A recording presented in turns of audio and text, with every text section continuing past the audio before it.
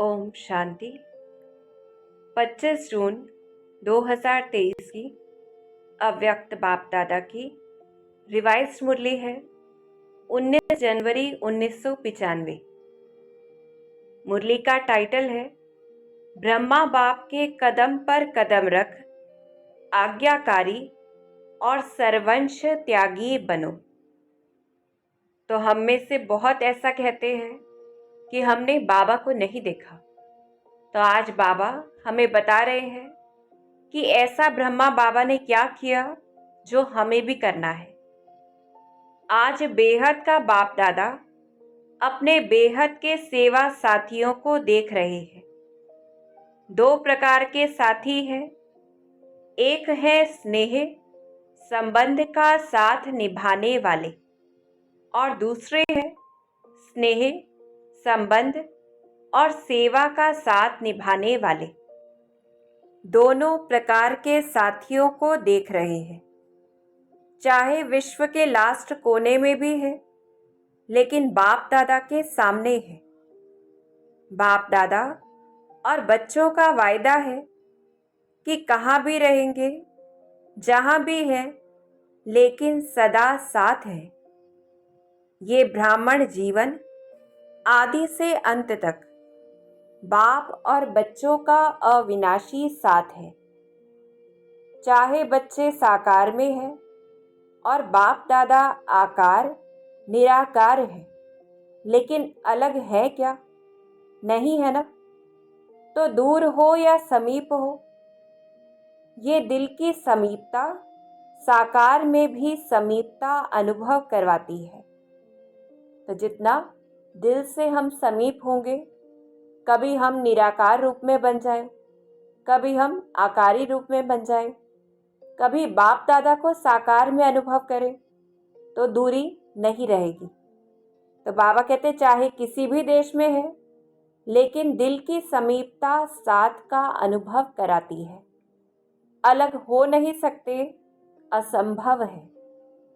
परमात्मा वायदा कभी टल नहीं सकता। तो ये बाबा का वायदा है कि वो हमारे साथ है। बस कंडीशन क्या है? दिल की समीपता। तो परमात्मा वायदा भावी बन जाता है, तो भावी टाले नहीं टले।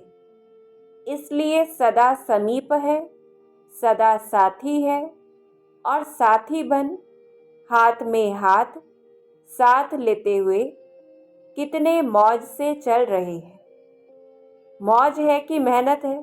पूछ रहे हैं बाबा कि अगर बाप का साथ है तो मौज लगेगी, अगर साथ नहीं है तो मेहनत है। तो बाबा कहते थोड़ी थोड़ी मेहनत है? पूछ रहे हैं। तो बाबा उसका कारण भी स्पष्ट करते कि जब कोई बात आ जाती है तो बाप किनारे हो जाता है। कोई बात को नहीं लाओ तो बाप नहीं जाएगा। बात बाप को किनारे करती है कि कोई बात हमारे लिए अगर बहुत विशेष है, उसके चिंतन में हम चले जाते हैं तो बाबा किनारे हो जाता है। जैसे बीच में कोई पर्दा आ जाए तो पर्दा आने से किनारे हो जाते हैं ना। तो ये बात रूपी पर्दा बीच बीच में आ जाता है, लेकिन लाने वाला कौन? पर्दे का काम है आना, और आपका काम क्या है कि बातें तो आती रहेंगी, लेकिन हमारा काम क्या है? हटाना या थोड़ा थोड़ा मज़ा लेना उस पर्दे का। बाप दादा देखते हैं बच्चे कभी कभी बातों में बड़े मज़े लेते हैं, जिससे प्यार होता है। प्यार की निशानी है साथ रहना। साथ रहने का मतलब यह नहीं है कि आबू में रहना। आबू में तो देखो अभी थोड़ी भी संख्या ज़्यादा है तो पानी की मुश्किल हो गई ना। तो साकार में साथ रहना नहीं, लेकिन दिल से साथ निभाना। तो बाबा निभाने पर अटेंशन देते, रहने की बात नहीं है। अगर दिल से साथ नहीं निभाते तो मधुबन में होते भी दूर है। विदेश और लास्ट देश में रहते भी दिल से समीप है, तो वो साथ है कि कहीं भी है, बस क्या चाहिए? दिल से समीप है तो साथ है। इसलिए बाप दादा को दिलाराम कहते हैं, शरीर राम नहीं कहते, कि जो दिल को आराम देता है। तो दिल बाप में है ना, बाप के दिल में आपका दिल है और आपके दिल में बाप का दिल है। तो दिल जाने इस रूहानी साथ को, अनुभवी हो ना, कि यहाँ से जाएंगे तो कहेंगे दूर हो गए। पूछते हैं बाबा, नहीं, सदा साथ निभाना यह कोई भी आत्मा आत्मा से नहीं निभा सकती। एक ही परम आत्मा आत्माओं से साथ निभा सकता है, और ये परमात्मा साथ निभाने का भाग्य आप सभी बच्चों को ही है ना। तो हमें क्या रहना है, बाबा के साथ दिल से जुड़कर रहना है। तो आज पूरे हॉल में सभी भाई बहनें पट पर बैठे हुए हैं, नीचे बैठे हुए थे। बहुत अच्छी सीन है। बाप दादा को आज की सभा का दृश्य देख करके यादगार याद आ रहा है। कौन सा यादगार? यादगार में रुद्रमाला दिखाते हैं, उसमें सिर्फ फेस दिखाई देते हैं, शरीर नहीं दिखाई देते। तो यहाँ से भी सिर्फ फेस ही दिखाई दे रहे हैं, बाकी कुछ नहीं दिखाई देता, क्योंकि सभी नीचे थे, बाबा ऊपर बैठे थे। तो बाबा कहते, तो रुद्रमाला का यादगार दिखाई दे रहा है, एक के पीछे एक बैठे हैं ना, तो शरीर छिप गए हैं, फेस दिखाई दे रहे हैं। ये है स्नेह का प्रत्यक्ष स्वरूप।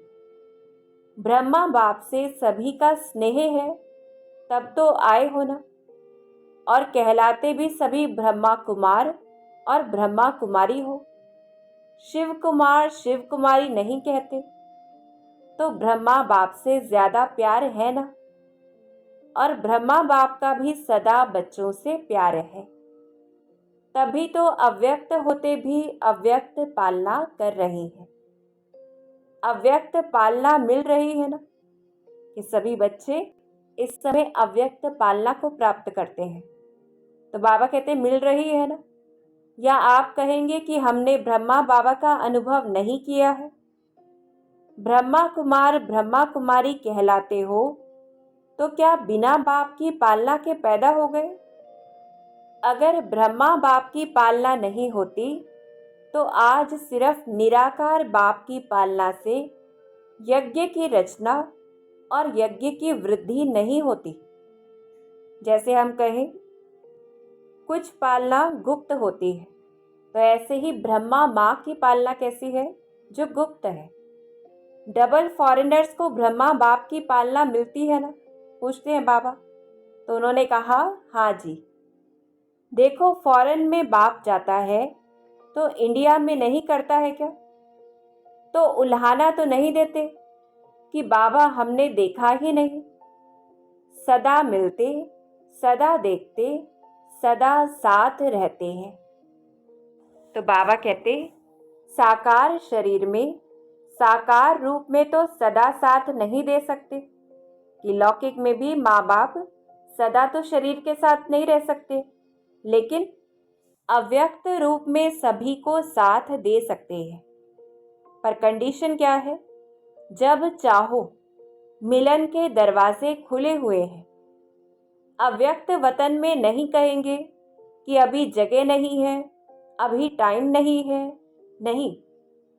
लेकिन अगर हम अव्यक्त वतन में जाए ही नहीं, मिलन मनाने की इच्छा ही नहीं है, तो हम कैसे कह सकते हैं कि ब्रह्मा बाप की पालना हमें नहीं मिलती है? तो बाबा कहते, देह में देह के बंधन है, और अव्यक्त में न देह का बंधन है, न देह की दुनिया के कायदों का बंधन है। यहाँ तो कायदे रखने पड़ते हैं ना, आगे बैठो, पीछे बैठो। अभी भी समय प्रमाण बहुत बहुत बहुत भाग्यवान हो, फिर भी बैठने की जगह तो मिली है ना, फिर तो खड़े रहने की भी जगह मुश्किल होगी। बाबा वो सीन भी देख रहे हैं, क्योंकि आप सभी को औरों को चांस देना पड़ेगा। अभी तो आप लोगों को चांस मिला है। जैसे अभी देखो, मधुबन वालों को चांस देना पड़ा ना। सभी मधुबन निवासी तथा आबू निवासी सभी पांडव भवन में मुरली सुन रहे हैं। ये भी परिवार का प्यार है कि दूसरे को चांस देना। तो बाबा कहते ये भी परिवार का प्यार है। ब्रह्मा बाप से प्यार अर्थात बाप समान बनना। निराकार के समान बनना वो थोड़े समय का अनुभव करते हो, लेकिन ब्राह्मण अर्थात सदा ब्रह्मा समान ब्रह्माचारी, जो ब्रह्मा बाप का आचरण वो ही सर्व ब्राह्मणों का आचरण अर्थात कर्म। उच्चारण भी ब्रह्मा बाप समान है, आचरण भी ब्रह्मा बाप समान है। जिसको कहते हो फॉलो फादर, तो क्या करना है? Follow father. तो ब्रह्मा बाप के हर कदम पर कदम रखना, इसको कहा जाता है फॉलो फादर। तो ब्रह्मा बाप ने बाप के श्रीमत पर पहला कदम क्या उठाया कि बाबा के कौन से कदम को हमें फॉलो करना है? तो ब्रह्मा बाप ने पहला कदम क्या उठाया? पहला कदम आज्ञाकारी बने। जो आज्ञा मिली उसी आज्ञा को प्रत्यक्ष स्वरूप में लाया। तो चेक करो कि आज्ञाकारी के पहले कदम में फॉलो फादर है।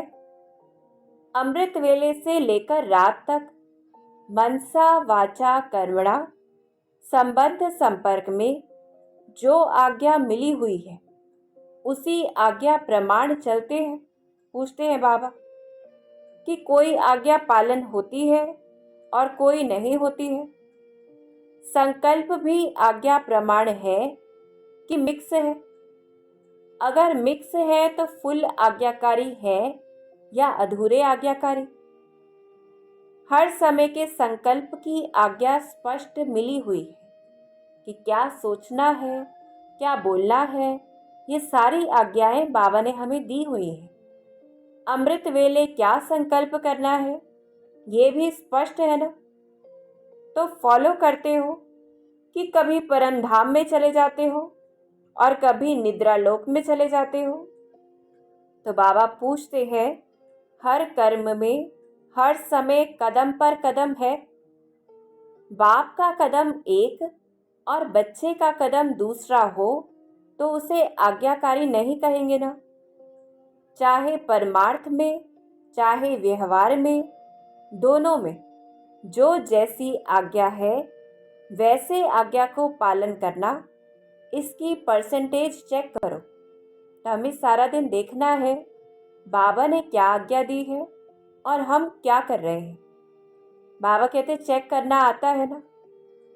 तो पहला कदम आज्ञाकारी बने, इसलिए आज्ञाकारी को सदा बाप की दुआएं स्वतः मिलती हैं और साथ साथ ब्राह्मण परिवार की भी दुआएं हैं। तो इससे ब्रह्मा बाबा आगे गए, क्योंकि परमात्मा दुआएं मिली, ब्राह्मणों से दुआएं मिली।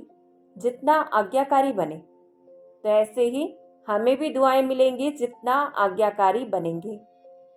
तो चेक करो कि जो भी संकल्प किया, चाहे स्व प्रति, चाहे सेवा के प्रति, चाहे स्थूल कर्म के प्रति या अन्य आत्माओं के प्रति, उसमें सबकी दुआएं मिली।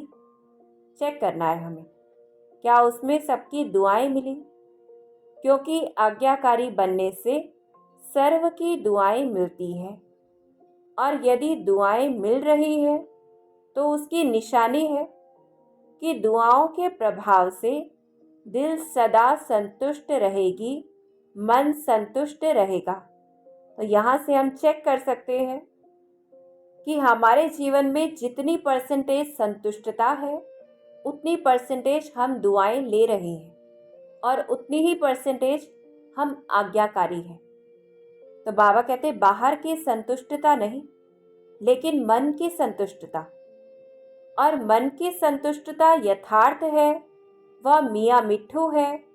इसकी निशानी अगर यथार्थ रीति से यथार्थ आज्ञाकारी है, दुआएं हैं, तो सदा स्वयं और सर्व डबल लाइट रहेंगी। तो एक और निशानी बाबा बताते डबल लाइट की, कि जहाँ हम भी और सभी हमारे आसपास जो होंगे वो डबल लाइट रहेंगे।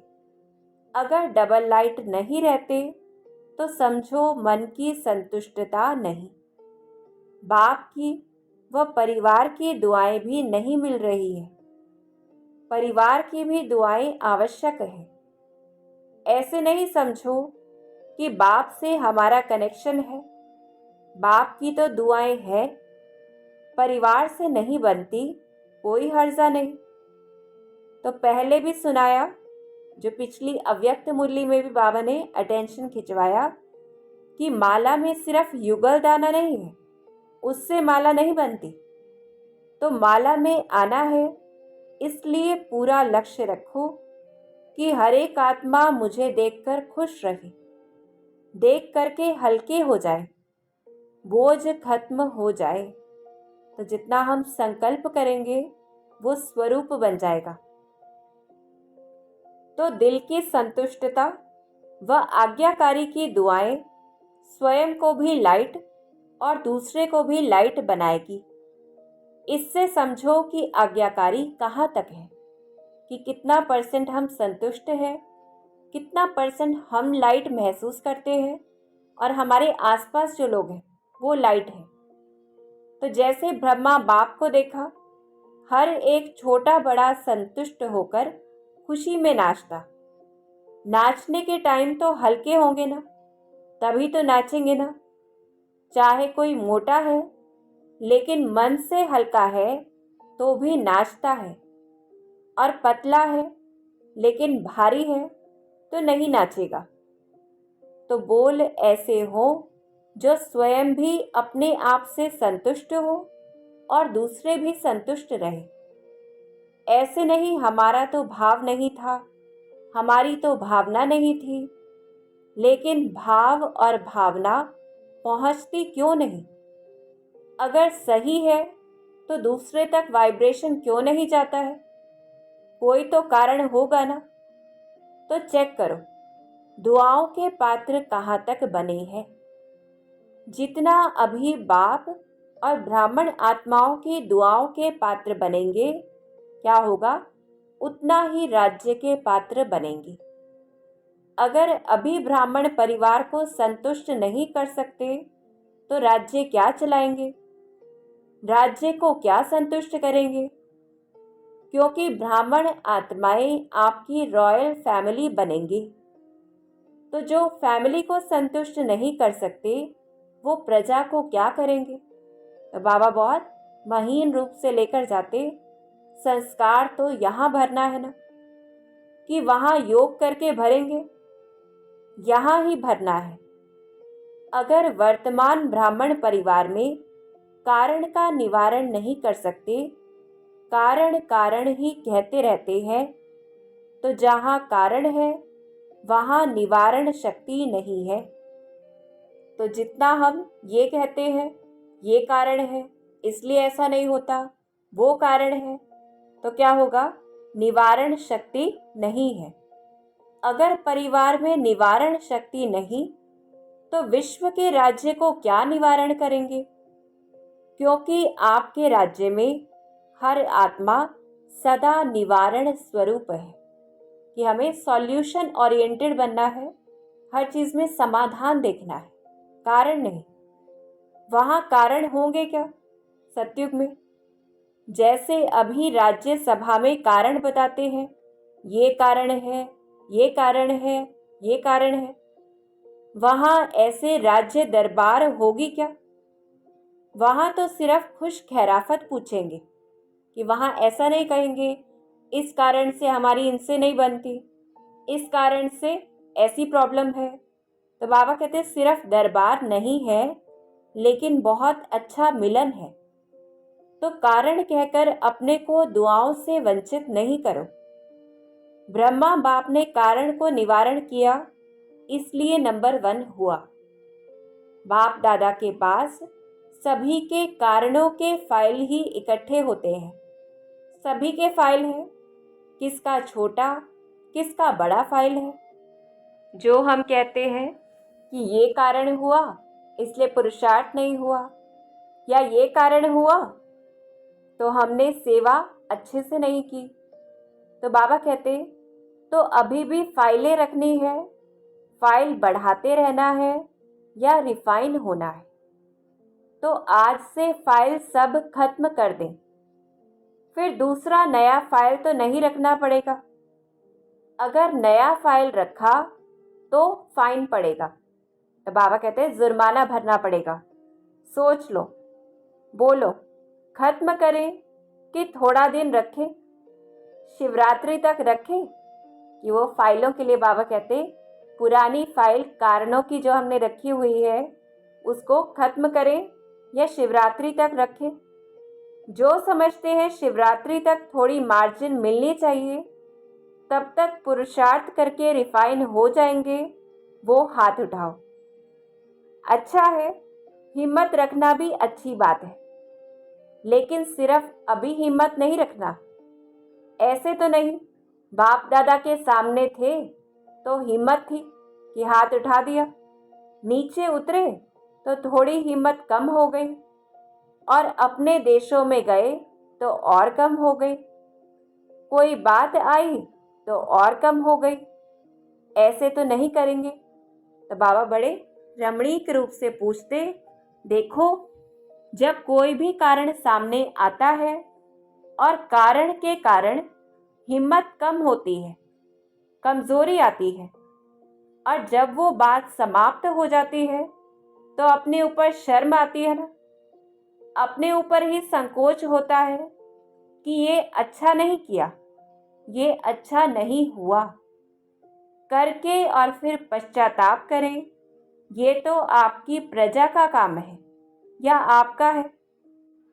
तो बाबा कहते पश्चाताप वाले क्या राजा बनेंगे?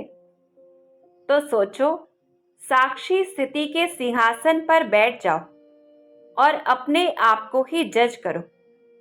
अपना जज बनना, दूसरे का जज नहीं बनना। तो क्या चाहिए जज बनने के लिए? साक्षीपन की सीट। दूसरे का जज बनना सभी को आता है, दूसरे का जज बहुत जल्दी बन जाते हैं और अपना वकील बन जाते हैं। तो बाबा कहते, तो साक्षीपन के सिंहासन पर अपने आप का निर्णय बहुत अच्छा होगा। सिंहासन के नीचे रहकर जज करते हो तो निर्णय अच्छा नहीं होता। सेकंड में तख्त नशीन बन जाओ। बाबा ड्रिल कराते, सेकंड में तख्त नशीन बन जाओ। ये स्थिति आपका तख्त है, यथार्थ सहज निर्णय का तख्त। ये साक्षीपन की स्थिति है कि डिटैच होकर देखना है। साक्षी नहीं होते हैं तो दूसरे की बात, दूसरे की चलन वो ज़्यादा सामने आती है, अपनी नहीं आती। अगर साक्षी होकर देखेंगे तो अपनी भी नज़र आएगी, दूसरे की भी नज़र आएगी। फिर जजमेंट जो होगी वो यथार्थ होगी, नहीं तो यथार्थ नहीं होती। बाप दादा ने पहले भी सुनाया था कि ड्रामा में जो भी बातें आती हैं उन बातों में बहुत अच्छा अक्ल है, लेकिन कभी कभी ब्राह्मण बच्चों में अक्ल थोड़ा कम हो जाता है। बात आती है और चली जाती है, लेकिन ब्राह्मण बच्चे बात को पकड़कर बैठते हैं। बात रुकती नहीं, चली जाती है, लेकिन स्वयं बात को नहीं छोड़ते। कि बच्चे क्या करते हैं, बात को नहीं छोड़ते, लेकिन बात इतनी समझदार है जो आती है और चली जाती है। तो बातों में अक्ल ज़्यादा हुआ या ब्राह्मणों में? बातें अक्ल वाली हुई ना। कई बच्चे कहते हैं 2 दिन से ये बात चल रही है, 2 घंटे ये बात चली, और 2 घंटे में गवाया कितना, 2 दिन में गवाया कितना? तो अक्ल वाले बनो। अच्छा, फिर बाबा हमें बहुत सारे वरदान दे रहे हैं, हम उनको महसूस करें। चारों ओर के सर्व बाप दादा के स्नेह को प्रत्यक्ष करने वाले, फॉलो फादर करने वाले श्रेष्ठ आत्माएं, सदा बाप दादा के कदम पर कदम रखने वाले आज्ञाकारी श्रेष्ठ आत्माएं सदा दृढ़ संकल्प द्वारा ब्रह्मा बाप समान सर्वंश त्यागी विशेष आत्माएं सदा सपूत बन हर समय सबूत देने वाले सुपात्र आत्माओं को बाप दादा का याद प्यार और नमस्ते। हम रूहानी बच्चों की रूहानी बाप दादा को दिल व जान सिक व प्रेम से याद प्यार और नमस्ते। शुक्रिया बाबा, शुक्रिया। फिर बाबा ने हमें एक और वरदान दिया है और बाबा का वरदानी हाथ हम अपने मस्तक पर देखें। ब्रह्मा बाप के कदम पर कदम रख हद को बेहद में समाने वाले बेहद के बादशाह भव। ब्रह्मा बाप के कदम पर कदम रख हद को बेहद में समाने वाले बेहद के बादशाह भव। फॉलो फादर करना अर्थात मेरे को तेरे में समाना, हद को बेहद में समाना। अभी इस कदम पर कदम रखने की आवश्यकता है कि क्या चाहिए, सब कुछ बेहद में चाहिए। बाबा ने कहा सबके संकल्प बोल सेवा की विधि बेहद की अनुभव हो। स्व परिवर्तन के लिए हद को सर्व वंश सहित समाप्त करो। जिसको भी देखो वह जो भी आपको देखे बेहद के बादशाह का नशा अनुभव हो। सेवा भी हो, सेंटर्स भी हो, लेकिन हद का नाम निशान न हो, तब विश्व के राज्य का तख्त प्राप्त होगा। कि कोई भी संकल्प हदों में नहीं, बेहद में। दृष्टि हद वाली नहीं, बेहद की। बेहद की दृष्टि आत्मिक दृष्टि। फिर स्लोगन है, अपने ख्यालात आलीशान बना लो तो छोटी छोटी बातों में टाइम वेस्ट नहीं जाएगा। क्योंकि छोटी बात को बड़ा कौन करता है? हम करते हैं। जब हमारे ख्याल उसमें ही सीमित हो जाते हैं, तो अपने ख्यालात आलीशान बना लो तो छोटी छोटी बातों में टाइम वेस्ट नहीं जाएगा। ओम शांति।